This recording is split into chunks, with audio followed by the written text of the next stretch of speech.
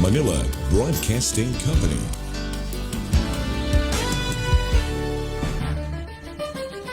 Mahal na mga kaibigan, ang ating programa Ligaya ng Buhay Ministry na ito ay naisasaganap sa tuwing alas 4 hanggang alas 5 tuwing linggo ng hapon. Kayo po ay malugod na inanyayahan sapagkat ito po ay nasa himpapawid sa pamagitan po ng ating radio natin 101.3 Odyugan at kayo po ay malugod na inaanyayahan. Kaya nawa, kayo po ay nasa mabuting kalagayan na patuloy kayong aming inanyayahan sa tuwing araw po ng linggo, alas 4 hanggang alas 5 ng hapon, dito po sa himpilan ng 101.3 radyo natin. Isang mapagpalang hapon po sa inyong lahat mga kaibigan, mga kapatid. Kamusta po kayo? Ito po ang programang Ligaya ng Buhay Ministry. At siyempre po, kayo po ay nakikinig sa himpilan ng 101.3 radyo natin Odyugan at sa oras na ito ay isang kaligayahan po sa Diyos na tayo po ay magkasama-sama muli sa loob ng isang oras sa ating pong himpilang ito dito po sa radyo natin Odyugan. At siyempre mga kaibigan ay hindi po tayo nag-iisa sa oras na ito. Kasama natin ang ating partner sa programang ito, ang ating pong butihing District Pastor, Pastor Ricardo Teriano. Magandang hapon po, Pastor. Magandang hapon, partner. Mm-hmm. At sa pasimula, tayo yung mananalangin. Mm-hmm. Pinupuri ka namin, dakilang Ama, sa iyong kabutihan. At dumating naman pong takdang oras upang ang inyong pabalita ay mahayag sa pamagitan po ng radyo natin 101.3 Odyugan at ang Ligaya ng Buhay. Napapakinggan po ng inyong mahal na mga anak sa iba't ibang mga dako. Saan man sila naroon ngayon, ano man ang kanilang ginagawa. Nawa po ang inyong paggalinga, pagpapala ay sumaming lahat at maging matagumpay, makakuha kami ng mabuting mga bagay sang ayon po sa talakayan na aming ibibigay sa gabay po ng Banal na Espiritu sa pangalan ni Jesus. Amen. Amen. Sa aming pong mga minamahal na mga kaibigan, marahil po kayo ay nakatutok sa mga oras na ito. Kayo man po ay mayroong pong mga radio sa inyong pong mga tahanan, ay pwede na inyo pong buksan no sa 101.3. Kung kayo naman po ay mayroong pong Facebook account, ay pwede po ninyo kaming mapanood ngayon. Live po tayo mga kaibigan, no? Dito po tayo ngayon sa radio station ng radyo natin Odyugan. I-type po ninyo, radyo natin Odyugan. At i-like na rin ninyo, share po ninyo, at least po ay marami po ang makaabot at makarinig ng mga talakayan po natin sa mga oras na ito. At siyempre, ay kung hindi naman tayo makapanood sa live streaming natin sa mga oras na ito, ay meron din naman tayong YouTube channel. Ano? I-type po ninyo, Ligaya ng Buhay Ministry. At sa ganun po ay sa mga episode, mga talakayan natin na hindi po ninyo nasusubaybayan, ay marahil po ay inyo po dong mapapanood at makakakuha tayo ng mga karagdagan na informasyon tungkol po sa salita ng ating pong Panginoon. Sa pangalan po ng Northern Tablas District of the Seventh-day Adventist Church, mga mahal naming mga kaibigan at mga kapatid, ito po ang programang Ligaya ng Buhay Ministry. At bago po tayo tumungo sa ating talakayan sa oras na ito, bago natin pasalamatan, batiin ang ating mga sponsor, mga kapatid, saan man sila sa mga oras na ito, ay ating pong maririnig ang theme song ng ating pong programa.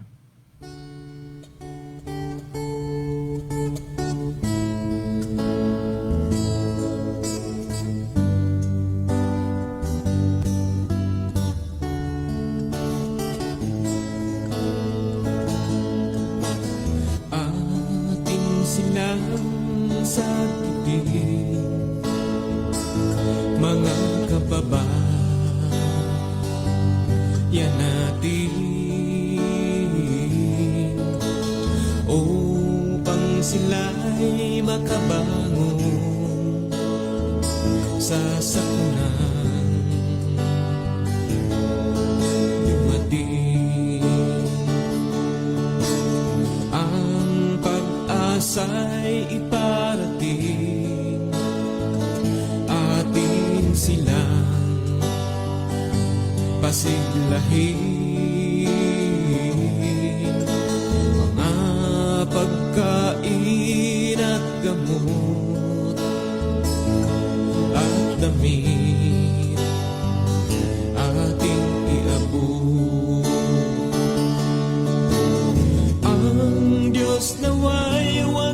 pagsisihin sa mga bagyong dumarating,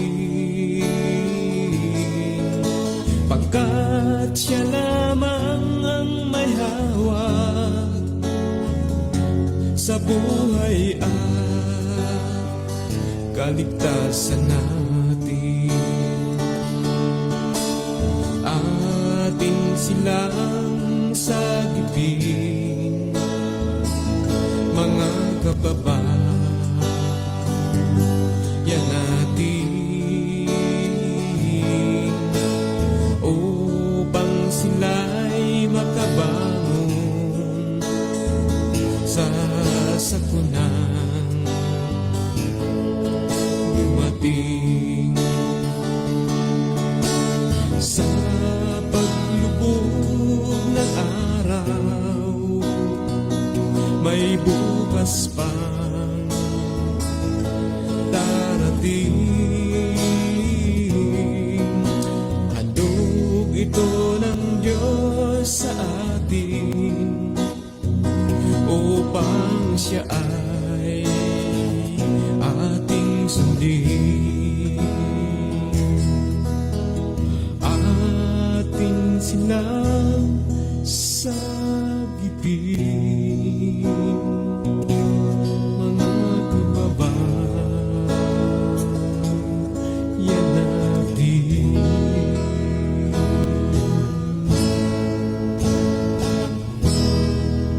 Okay po, purihin po ang Diyos sa diwa ng awit na ating pong narinig sa mga oras na ito.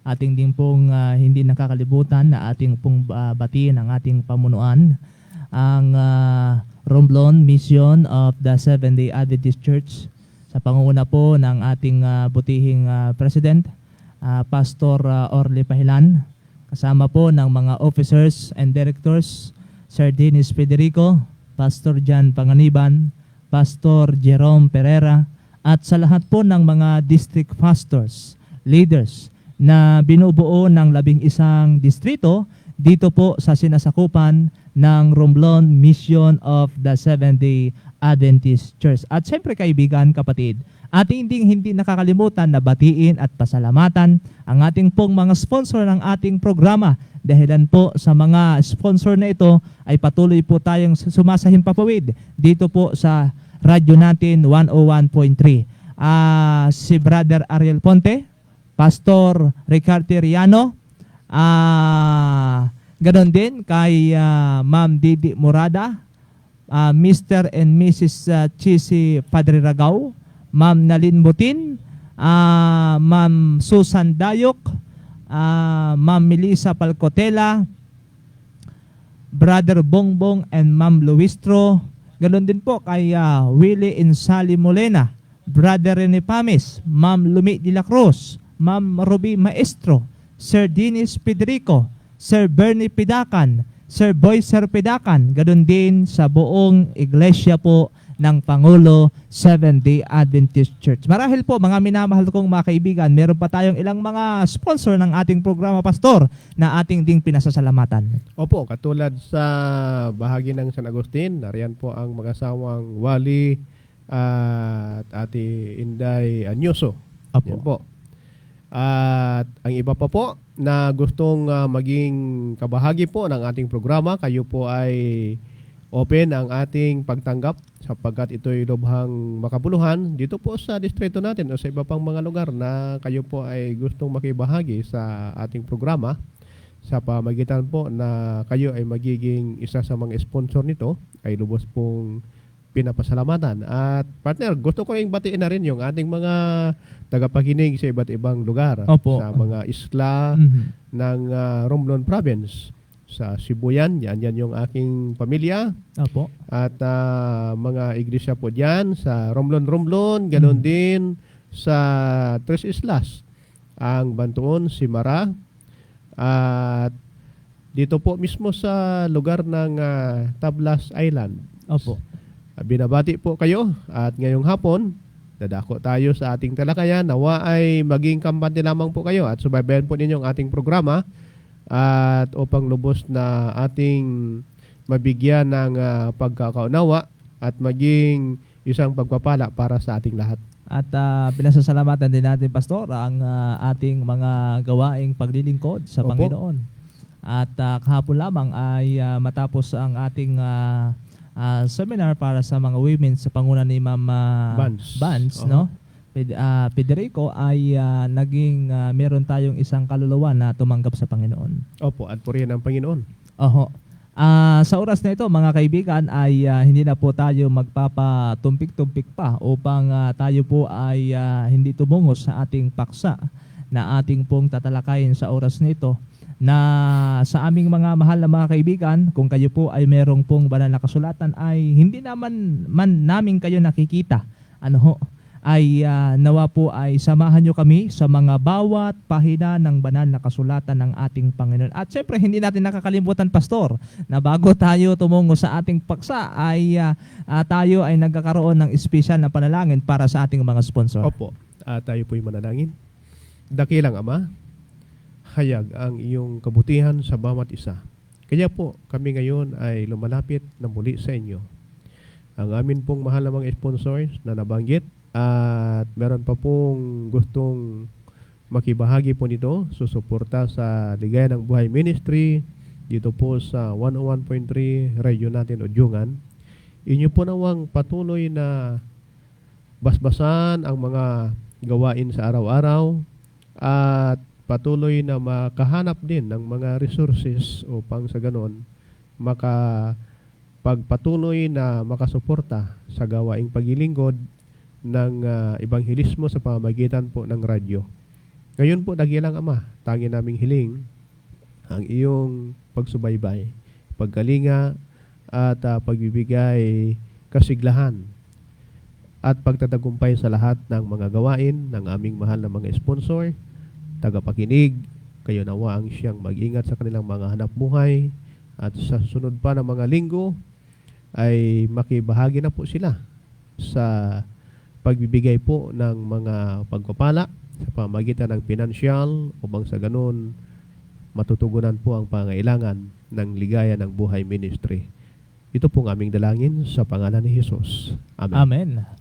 Sa oras na ito, mga kaibigan, tayo po ay tutungo sa ating paksa na ating tatalakayin sa oras na ito, na ang ating paksa, mga kaibigan, ay noong nakaraang araw po ng linggo ay ating pong napag-usapan yung tungkol sa tinatawag na pangingili ng araw ng linggo.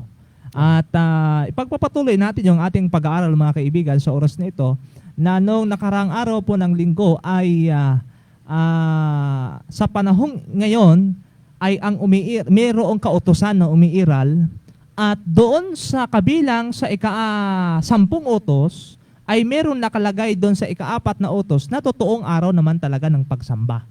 Yun po ay ating tinalakay, mga minamahal kong mga kaibigan. Ngayon naman ay napakahalaga rin naman na kung ano yung nakalagay sa 10 utos ay kinakailangan din nating itong sundin na merong tinatawag na pagmamahal o pag-ibig.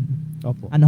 Sapagkat mahirap namang sumunod na na wala kang pagmamahal o pag-ibig. Kaya ngayon, mga kaibigan, bakit sa palagay mo sa aklat po ng Revelation ay idinidiin ng 3 beses ang bayan ng Diyos ay sumusunod sa kanyang mga utos? Bakit kaya napakahalaga na talaga namang idinidiin paulit-ulit na sinasabi ng banal na kasulatan na napakahalaga na tayo ay sumunod sa kanyang mga utos? Isa pong napakagandang katanungan. Opo. At mahal na mga kaibigan, mga taga-subaybay, ang banal na kasulatan po ang siyang sasagot sa mga katanungan ito, at kung paano po idiniin ang 3 beses, ito po ay matutunghayan po natin sa aklat ng Apokalipsis 12, ang mga talata ay 17, Kabanata 14, talata 12, at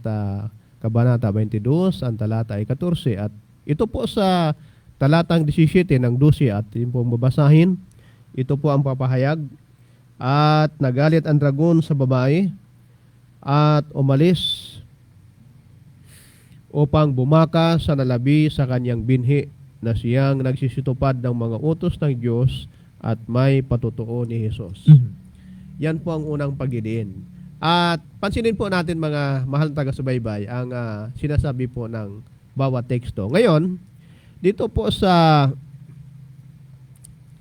Kabanata 14, ang talata ay 12. Ito naman po ang pagpapahayag. Narito ang pagtiyatiyaga ng mga banal, ng mga nagsisitupad, ng mga utos ng Diyos at ng pananampalataya kay Jesus.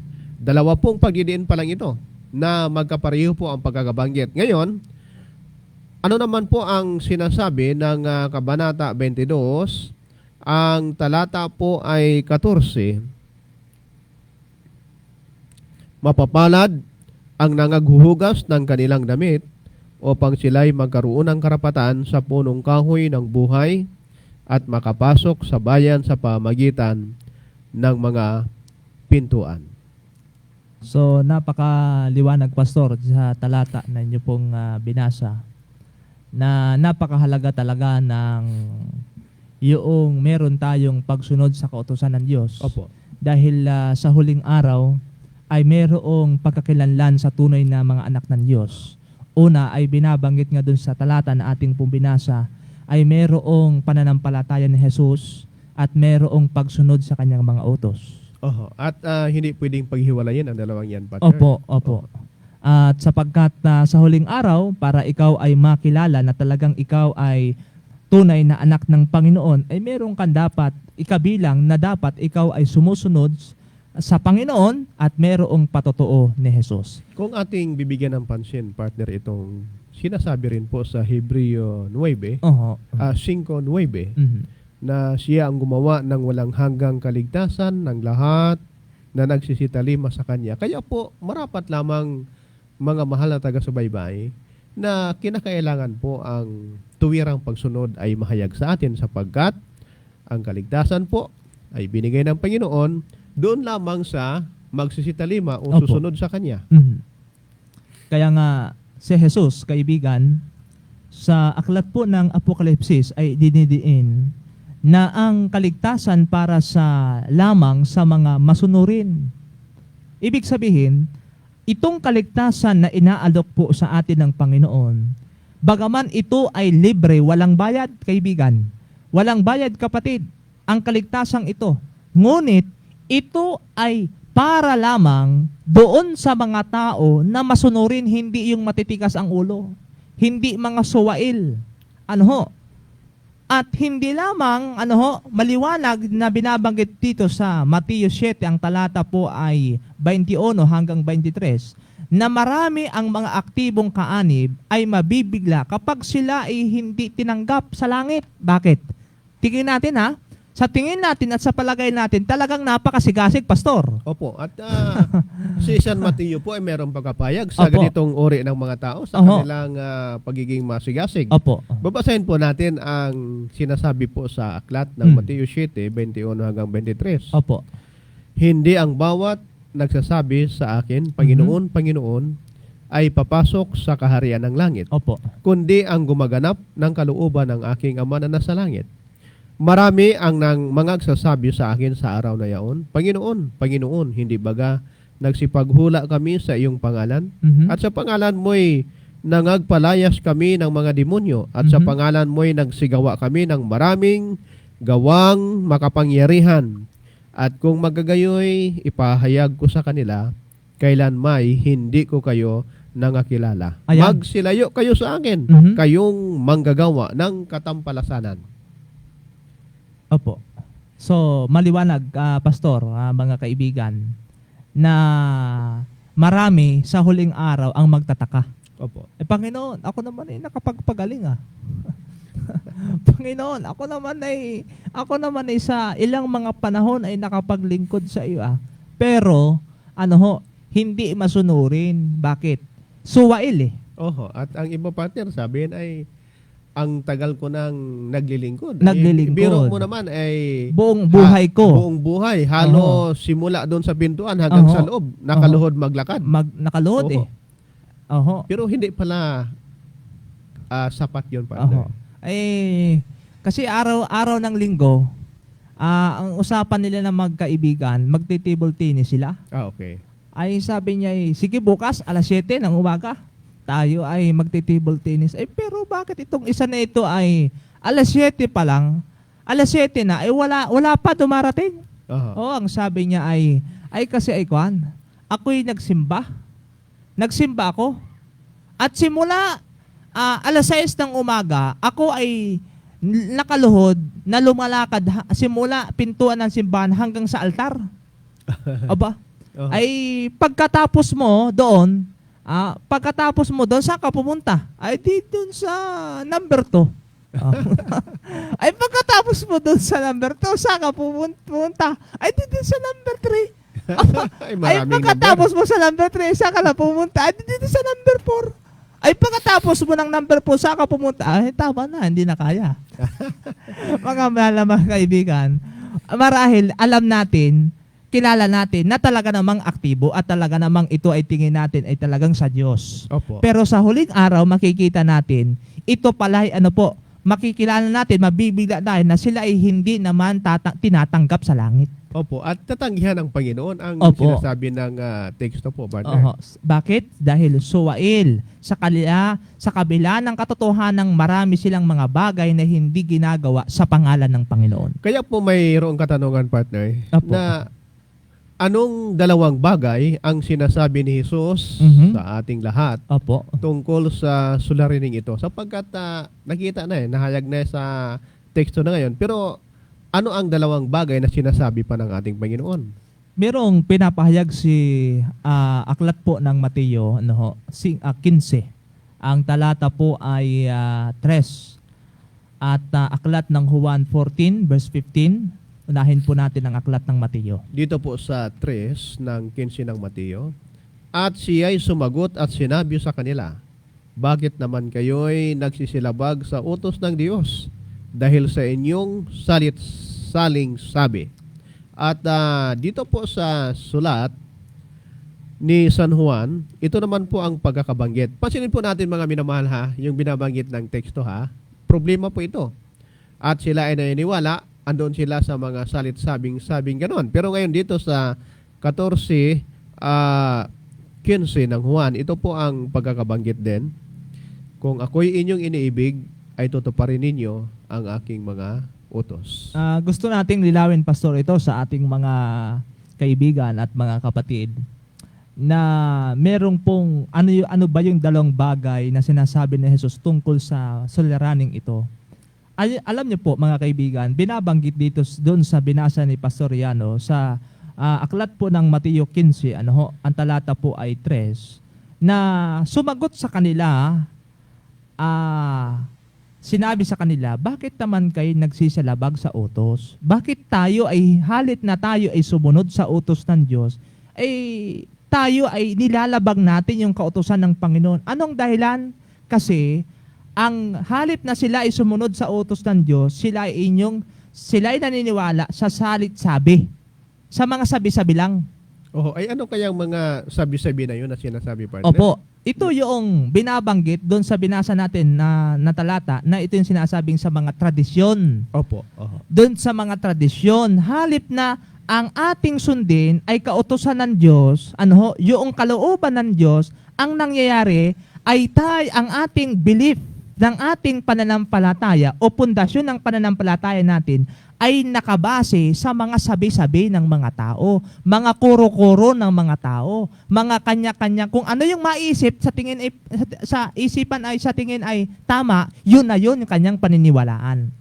At ito, mga mahal na mga taga-subaybay, pag sinabing tradisyon, Opo. ay hindi ito pwedeng magmula sa kasalukuyan. Opo.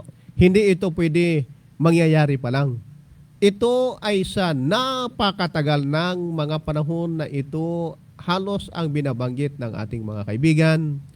Pag tayo'y nagbibigay ng pabalita, ay kung saan ako namulat, Oho. ay doon na lang ako. Opo. Doon na lang kami mamatay kung saan kami namulat. Oho. Bakit pa kami maniniwala? Pupunta pa sa ibang pananampalataya. Ay, Opo. ito na nga yung totoo na aming pinaniniwalaan simula't simula pa. Pero kung ating papansinin mga minamahal, ito ay isa lamang sa mga sangkap ng tinatawag na paniniwala ng tao na Opo. siya ay nakabase Mhm. sa tradisyon. o salit-sabi ng mga tao.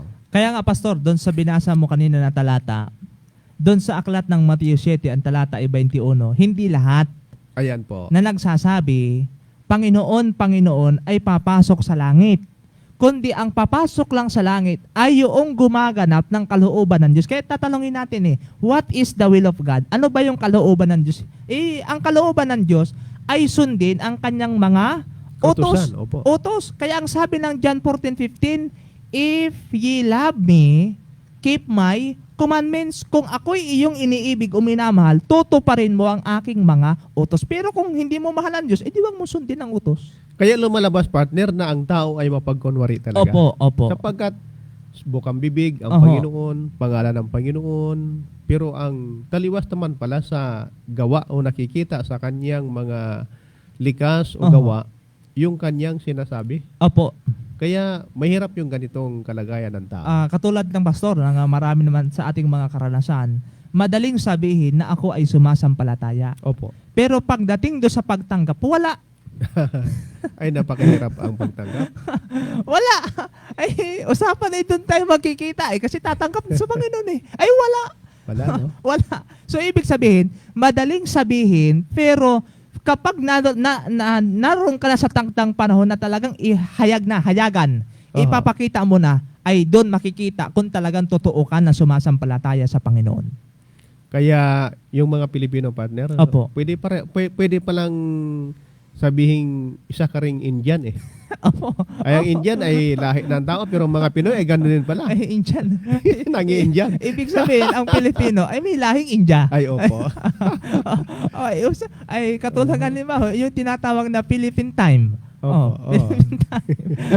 Mga kaibigan, mga minamahal kong mga kapatid, mahal po kayo ng Diyos. Ibig lamang ng Panginoon na ang ating mga nakagisnan, mga salit-sabi ng mga tao na ating pinaniwalaan ay guibig lamang ng Diyos na paltan ng katotohanan. Iyon ay nasa banal na kasulatan ng ating Panginoon. Kaya kung ating papansin mga kaibigan, ating pinaglilingkuran ang sino mang ating sinusunod. Ayon po sa, siguro basahin din natin ito. Oho. Sa Roma 6 ang talata 16. Ito po ang pagkakabanggit ng talata, 6:16.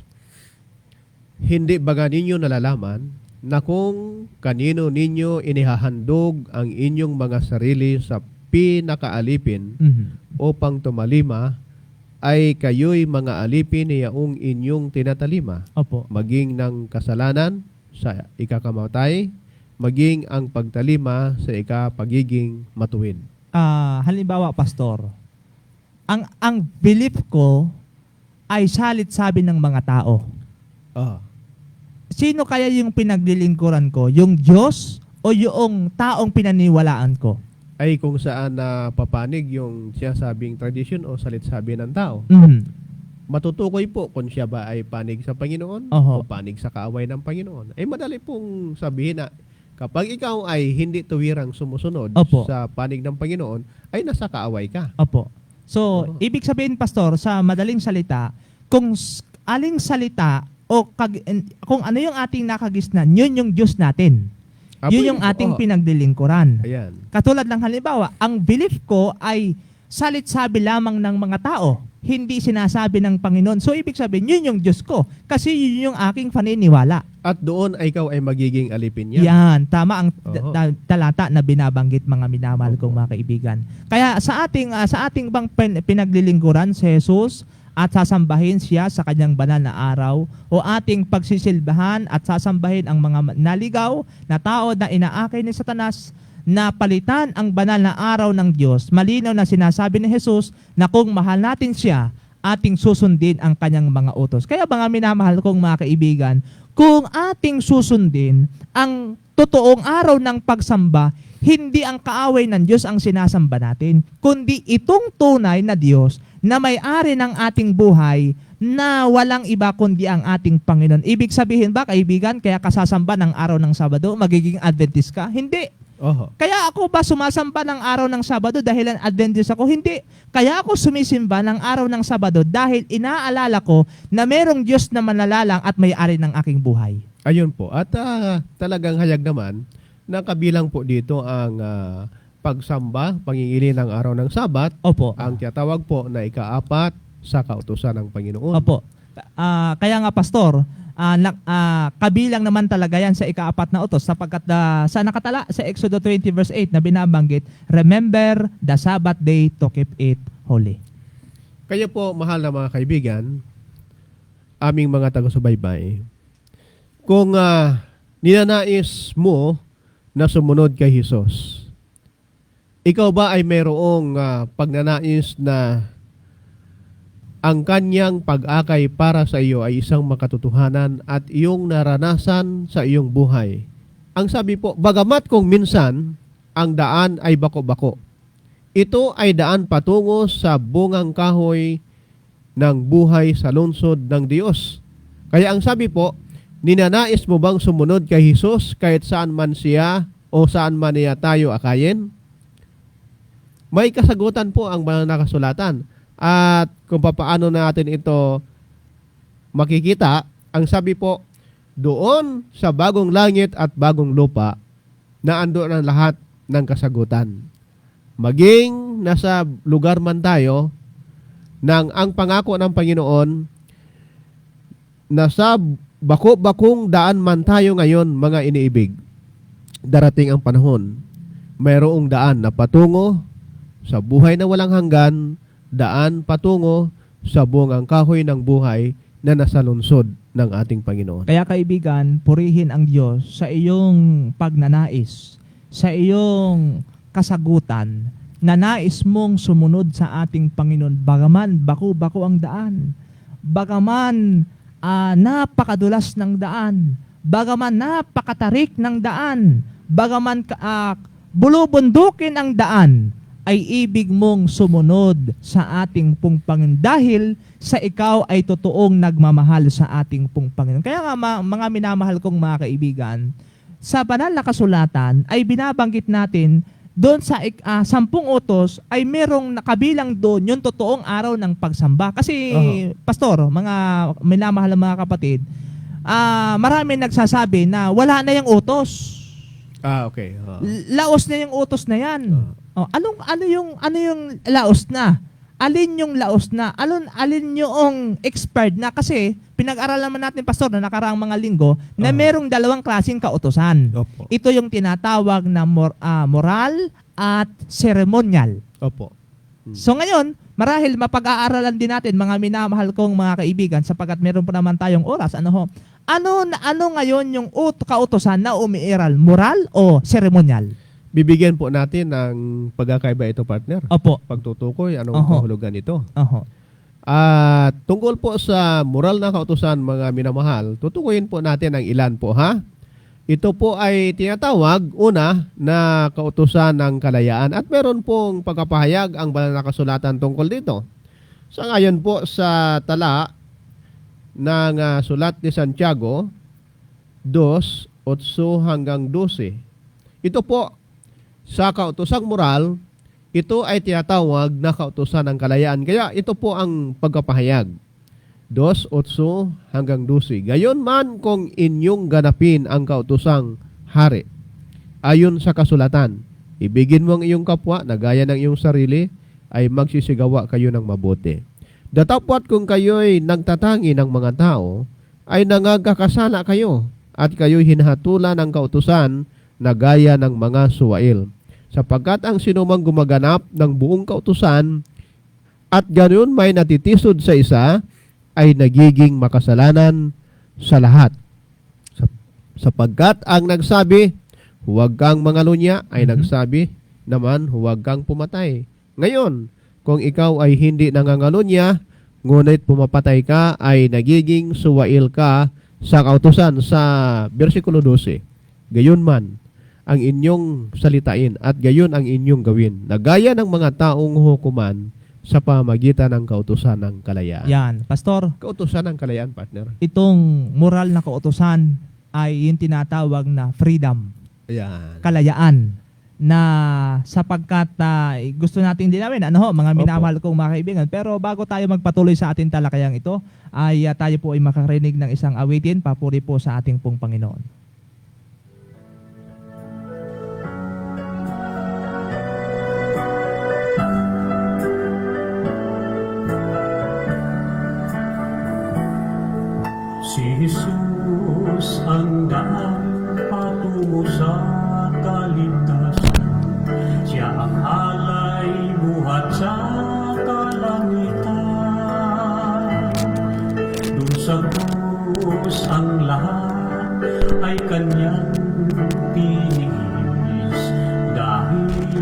sa kanyang pag-ibig. Siya'y ating purihin at sambahin, kung sana siya'y dakilain. Pangalan niya'y itaas at ating awitin. Alleluia, Alleluia, siya'y muling darating.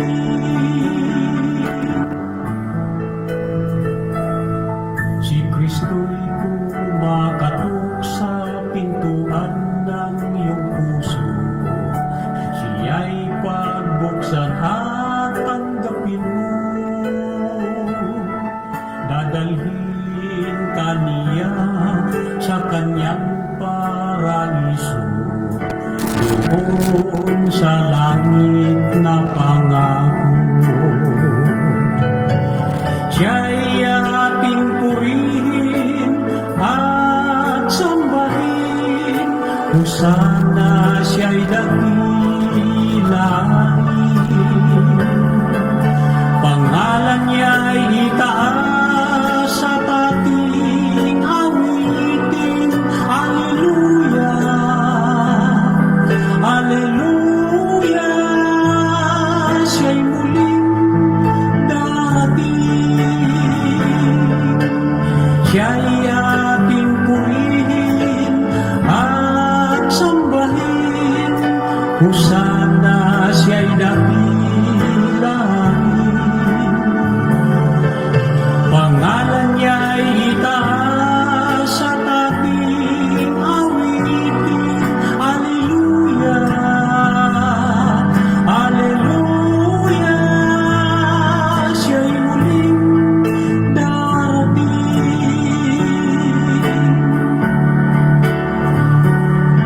Alleluia, Alleluia,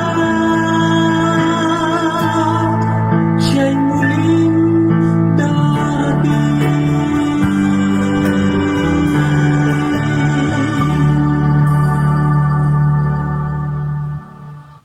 Purihin po ang diwa ng awit. At yan po ay inawit ng isa nating kapatid, si Brother Felix, no?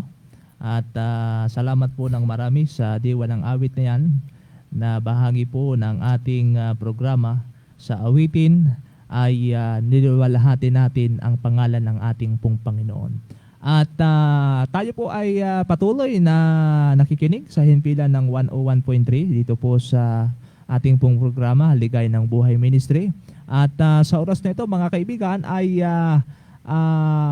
ilan sa kabilang po sa moral na kautusan ay hindi lamang tinatawag na kautusan ng kalayaan, kundi sinalita din ng Diyos. Ito po ay mababasa natin sa Deuteronomio 4 verse 12. Atin pong babasahin. At ang Panginooy nagsalita sa inyo mula sa gitna ng apoy. Inyong narinig ang tinig ng mga salita. Ngunit wala kayong anyong nakita. Ang inyo lamang narinig ay isang tinig. Opo. Kaya nagpapatunay, mga minamahal, na isa sa mga sangkap ng moral na kautusan, yun mismo kung papaano nangungusap o nagsalita ang ating Diyos. At dito marahil natin makikita ang katotohanan na kapag sinabi ng Panginoon ay hindi dapat na pagdududahan sapagkat ito ay katotohanan. At isa pa, sa kautusang moral ay sinulat ng Diyos sa bato mismo. At ang pagkapatunay nito ay makikita natin sa Exodus 24. Yung sinulat sa bato, partner. Opo. Sapagkat hindi rin piniwalaan ito ng ating ibang mga kaibigan. Samantalang sinasabi po rito sa Exodus 24, ang talata ay 12 ay ganito. At sinabi ng Panginoon kay Moises, sampahin mo ako sa bundok at dumuon ka at ikaw ay bibigyan ko ng mga tapyas na bato at ng kautusan at ng utos na aking isinusulat upang inyong maituro sa kanila. ay walang pasubali, partner, na ang kautusan ay lumipas na sapagkat Oho. sabi ng Panginoon, mahayag at kailangan na ito ay ituro. Kaya Opo. naisulat sa bato. Mhm. Pag sinulat sa bato na inscribar yan, hindi pwedeng mapanas. Aba, Hindi pwede mag-fade. hanggang sa ngayon yun sinulat Opo. nga ng mga Hapon hanggang ngayon na hindi pa rin nawawala. Ibig sabihin, Pastor, mga kaibigan, itong moral na kautosang ito, hindi sino-sino mang tao ang sumulat, Opo. kundi ang sabi sa talata, mismo ang Diyos ang sumulat. Oho, at kung ito ay pinagtibay ng Panginoon, Opo. sinabi niya sa kanyang salita, Oho. isinulat sa bato, Mhm. tinawag na kautosan ng kalayaan, Oho. ito'y meron pang partner sinasabi, para lubos na ito ay mapreserbar, ay inilagay mismo sa loob ng kaban. Opo, at basahin natin yung aklat ng Hebreo, no? Oo. Hebreo 9, ang talata ay 4. Opo, sapagkat sa ating mga magulang, Mhm. may mga kaban pa ba kayo dyan sa inyong mga tahanan? Ano ba, Pastor, sa ibang salita yung kaban? Baka Ay- ito yung isang sakong kaban. Ay, ang kaban ay, dito po sa atin, ang kaban ay Sa salitang Bisaya. Noon ay taguan ng mga damit. Yan. Kaban. Kaban. Wala pa yung mga malita nung unang panahon. Oho. Ano ba sa Bisaya, Pastor, Wala pang yung mga kaban? luggage. Kaban yan? Ano ba sa Bisaya yan? Kaban? Kaban. O, kaban din? O kaban din Kaban siya. din. Oo. At yan ay taguan ng mahalagang Taguan. mga damit. Opo. Opo. Babasahin natin Oho. ang sinasabi sa Hebreo 9, Opo. ang talata ay 4. At may isang gintong dambana ng kamangyan at kaba ng tipan. Mhm. At ang paligid ay nakakalupkupan ng ginto na siyang kinaruruunan ng sisidlang ginto Mhm. na may lamang mana at tungkod ni Aaron na namulaklak at mga tapyas na bato ng tipan. Yan. Yan po ang kinapapalooban kung saan naandoon yung kautusan ng Panginoon sa loob ng kaban. Na samantala sa labas nito ay naroon ang tinatawag na sisidlang ginto na may lamang mana at yung tungkod ni Aaron na namulaklak. Oho. Opo. Pero mas mahalaga yung kautusan ng Panginoon sapagkat doon mismo nakalagay Mhm. sa loob ng kaban. Opo. Yung tapyas ng bato na ito. Oho. At siyempre, kapag siya ay naitago, naipreserbar, mananatili siya magpakailanman. Oho. Ay wala namang panahon nga na pwede itong masira, pwedeng matapos sa ganitong panahon lang. Siya pa ay pwedeng manatili sapagkat ito po ang binabanggit sa atin sa aklat ng mga awit. Ang kabanata po ay 111, 7 at 8. Kung paano ito mananatili magpakailanman, ito po ang pagkakapahayag. Ang mga gawa ng kanyang mga kamay ay katotohanan at kahatulan. Lahat niyang mga tuntunin ay tunay. Nangatatag magpakailan-kailanman, mga yari sa katotohanan at katuwiran. Ay walang pwedeng sabihin na sa isang panahon lang, Oho. sa isang dekada lang, kundi ito kung paano pinasimulan siya ay mananatili. Hanggang saan, partner? Ay, hanggang sige pagpakailan pa magpakailanman. Opo, Ibig at wala sabihin- itong hangganan. Oho. Ibig Oho. sabihin, mga kaibigan, itong moral na kautosan na ito ng Diyos ay wala itong expiration. Kung baga sa damit, kailanman, magpakailanman ay hindi ito kukupas. Opo. Sapagkat una, ang moral na kautosan ng kalayaan, salita mismo ng Diyos, sinulat mismo ng Diyos sa bato, inilagay sa kaban, hindi nang tatapos na inilagay sa kaban, kundi mananatili magpakailanman. At sa kanyang pananatili magpakailanman, partner, Mhm.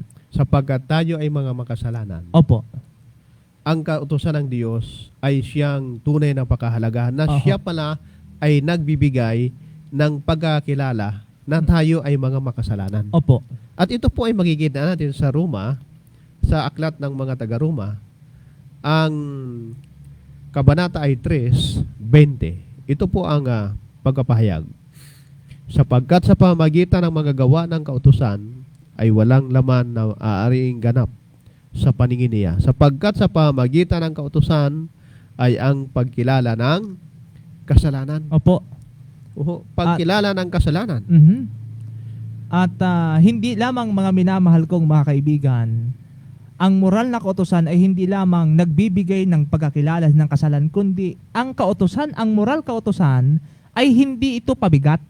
Oh, hindi ito pabigat sapagkat ang sabi po ng unang Juan 5 ang talata 3, sapagkat ito ang pag-ibig sa Diyos na ating tuparin ang kanyang mga utos at ang kanyang mga utos ay hindi pabigat. Sapagkat kung totoo mo na iniibig ang Diyos, mga kaibigan, mga kapatid, ay siyempre ang resulta nito, tutuparin mo ang kanyang kalooban at itong utos na ito ay hindi mga pabigat. Sapagkat siya ay mananatili magpakailanman Oho. at hindi siya isang pabigat. Opo. Isa pang sangkap ng moral na kautusan ay ang hinahatulan ang lahat. Opo. Walang pwede na tayo ay magtago Mhm. o sabihin na ang ating mga sariling katuwiran ay mahayag, Opo. kundi hinahatulan po ang lahat. Ito po ang pagpapahayag sa aklat ng Santiago 2:10 hanggang 11. Sapagkat ang sinumang gumaganap ng buong kautusan at gayon may natitisod sa isa ay nagiging makasalanan sa lahat. Sapagkat ang nagsabi, huwag kang mangalunya, ay nagsabi naman, huwag kang pumatay. Ngayon, kung ikaw ay hindi nangangalunya, ngunit pumapatay ka, ay nagiging suwail ka sa kautusan. Hahatulan tayo. Opo. Kaya ang napakagandang bagay dito, partner, mga mahal na taga-subaybay, kung papaano hindi tayo mahatulan ng kautusan, ay yung tunay na pagsunod at hindi tayo makagawa ng kasalanan. Na kung papaano sinasabi ang bawat isa, kung tayo ay nagkasala, lumabag sa kautusan ng Panginoon, doon tayo hahatulan. Dahilan po sa kautusan. Ayan. At kabilang din sa mga sangkap sa moral na kautusan, mga kaibigan, ay hindi lamang yung hinahatulan ang lahat, kundi espiritual, sapagkat ang sabi ng Roma 7 ang talata 14, sapagkat nalalaman natin na ang kautusay sa espiritu, ngunit ako'y sa laman na ipinagbili sa ilalim ng kasalanan. Ito na, partner, yung ating likas. Opo. Tayo talaga ay makasalanan. Opo. Wala tayong pwedeng itago rito. Oho. Bagamat ang sabi nga ng talata, maaari tayong umangkin Mhm. ng kalagayang espiritual. Sapagkat ito ang sinasabi ng kautusan. Kabilang po kung paano tayo magkaroon ng isang espiritual na kalagayan Opo. ay dahilan sa ating pagiging masunurin sa kautusan. Yan po ang binubuo ng kung paano nagpapahayag, ipinapakilala ang moral na kautusan. Ayan. Kaya mga kaibigan, ating pong tinalakay sa mga oras na ito, yung una ay tinalakay muna natin yung moral na kautusan. At doon sa moral na kautusan ng Diyos, ito'y mismo'y salita ng Diyos. Ito'y mismo'y sinulat ng Diyos sa mga tapyas ng bato. Mismo ang kanyang ginamit na pagsusulat ay kanyang mga daliri. At matapos kanya itong maisulat sa dalawang tapyas na bato, mismo'y ang Diyos mismo ang nagbigay kay Moses. Kaya hindi natin maaaring sabihin, pastor, na yan ay kautosan ni Moses. Opo. Hindi maaari nating sabihin yan ay kautosan ni Moses. Oo, ang sabi ng talatay, kautosan mismo'y salita ito ng Diyos. Mismo ang Diyos ang sumulat. At hindi lamang yun, kundi inilagay sa kalooban, loob ng kaban. Opo. Panigurado talaga. Parigado, mga minamahal kong mga kaibigan. At hanggang sa ngayon, nananatili ang moral na kautosan. Kaya, ito napakaganda naman ang pagkapaliwanag sapagkat mayroon ba tayong dapat na alalahanin, mga minamahal, o itatanong pa sa ating mga sarili kung ano nga ba ang pagpapakahulugan ng kautusan ng Diyos na kalimitan ay ating narinig sa ating mga kaibigan. Ay, wala na yan. Lipas na yan. Opo. Tayo ay nasa grasya na ng ating Panginoon. Sa grace, Opo. sa biyaya. Opo. At mga kaibigan, yung araw na pagsamba, kabilang doon, nakalagay doon sa moral na kautusan. Opo. At yan ay nakalagay doon sa ika-4 na utos. Aha. Mga mahal naming mga kaibigan, napakaliwanag na sa ating pong talakayan sa mga oras na ito ay binabanggit na tayo po ay siyempre, mga minamahal kong mga kaibigan, ay tayo po ay meron pang panahon sa mga oras na ito at tayo ay makakarinig ng isang awitin para po sa ating Panginoon sapagkat upang sa ganun ay makarinig tayo ng mga awitin na ho, na ito po ay awitin ni Brother Felix Arman na siya po mismo ang nag-compose nito at ating pong maririnig ang kanyang pong awitin.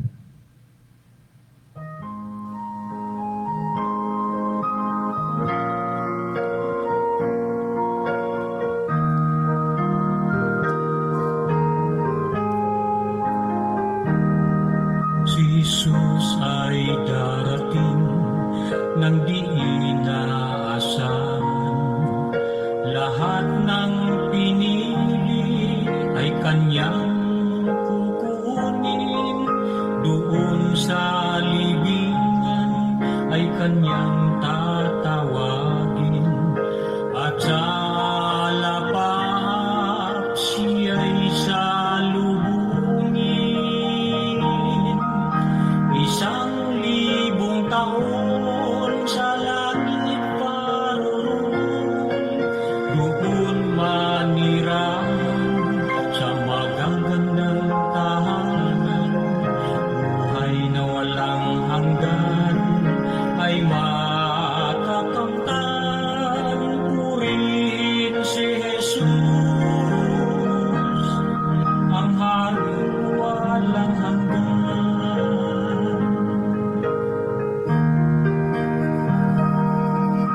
Lahat mag-awitan, labis na kagalakan. Lahat doon ay magkakaibigan. Atin nang makikita ang Diyos na mukhaan at makapiling ng walang hanggan. 1,000 taon sa langit paroon, doon manirahan sa magagandang tahanan. Buhay na walang hanggan ay makakamtan. Purihin si Jesus, ang haring walang hanggan.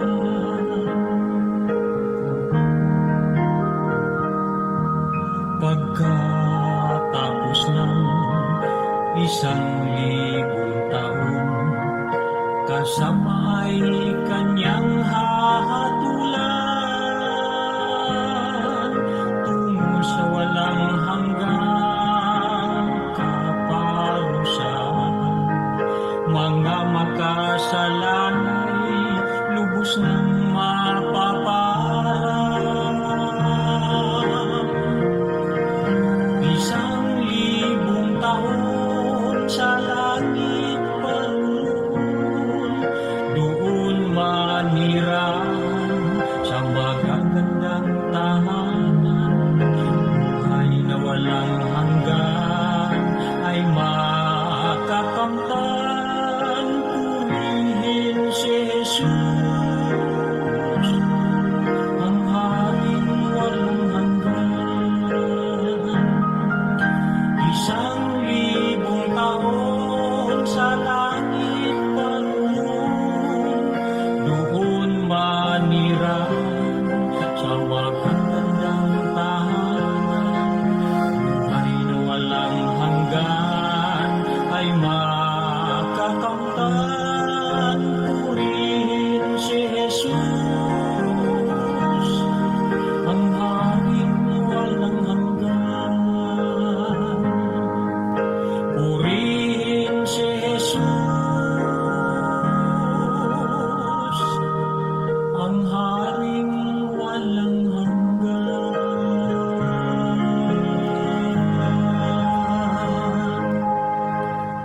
Purihin ang Panginoon sa diwa ng awit. Napakabuti ng kanyang paglingap at pag-ibig sa atin. Gusto ko lang ibigyan ng pansin, partner, ang ating care group ministry sa Opo. bawat lugar ng ating distrito. Sa mga care group leader, atin pong paigtingin sa bawat iglesia po natin sapagkat ito po ay napakahalaga at makabuluhan na sa bawat iglesia po ay makabuo tayo ng ating care group. At salamat po sa bawat simbahan sa ating distrito, sa Remnant Association, na tayo po ay patuloy at ating sinusuportahan ang ating care group ministry at sa iba't ibang mga iglesia. Nandiyan na po, may mga care group leader na tayo at gumagawa na po ng mga pagtitipon sa iba't ibang araw at meron nang naidadala na mga third family at siyempre partner, nahayag na Opo. na tayo ay nakasisinta na ng Opo. mga kaluluwa sa pamagitan po ng care group ministry. Opo. Kaya sa aming pong mga mahal na mga kapatid, mga church elder, officers, mga board members ng ating pong mga iglesia, salamat po sapagkat totoo naman na kayo ay nagmamalasakit sa ating pong banal na gawain. Na lahat pong iyan ay ating pong ginagawa at handa tayong magsakripisyo dahil mahal po natin si Kristo. Mga kaibigan, mga kapatid, nais natin na sundin ang kalooban ng Diyos. Nais natin na maglingkod sa Panginoon. Ngunit kailangan natin hingin ang tulong at gabay ni Kristo. Araw-araw anyayahan natin si Kristo sapagkat si Kristo ang kailangan natin sa ating buhay. Mga kaibigan, mga kapatid, wala na tayong panahon upang tayo po ay magpatuloy sa ating talakayan. Kaya nga naman, sa ating pong pagtatapos ng ating programa, tayo po ay mananalangin at paglilingkuran tayo ni Pastor Rick Riano. Dakilang Ama, salamat po sa iyong kabutihan, sa tagumpay, sa isinagawang pagsasahing papawid ng Ligaya ng Buhay Ministry dito po sa 101.3 Udyungan, radio natin. Napakabuti po ninyo at inyo pong patuloy na inalalayan, sinusubaybayan at patuloy na pinauunlad ang istasyong ito upang sa tuwi-tuwi na, simula sa umaga hanggang gabi, ay nasa ipahawid po at iba't iba ng mga programa at dito po ang Ligaya ng Buhay Ministry ay pinagkalooban upang maihayag ang katotohanan at ang pabalita po ninyo. Salamat ng marami sa inyong mga paggabay, pagbigay sa amin ng mga resources upang sa ganun patuloy pong matugunan ang inyong pababalita sa pamamagitan ng istasyong ito. Maraming pong salamat at gabayan kaming lahat sa amin pang mga gawain sa narabing mga oras ng araw na ito. Ipagpatawad ang aming pagkakasala sa pangalan ni Jesus. Amen. Maraming salamat po mga kaibigan sa iyong pagsubaybay at pakikinig sa programang Ligaya ng Buhay Ministry. Ako po ang iyong kaibigan, kapatid kay Kristo, Evangelist Jomer Tayhon at ang aking partner. Pastor Rick Riano, magandang Hapon hapon po sa inyong lahat.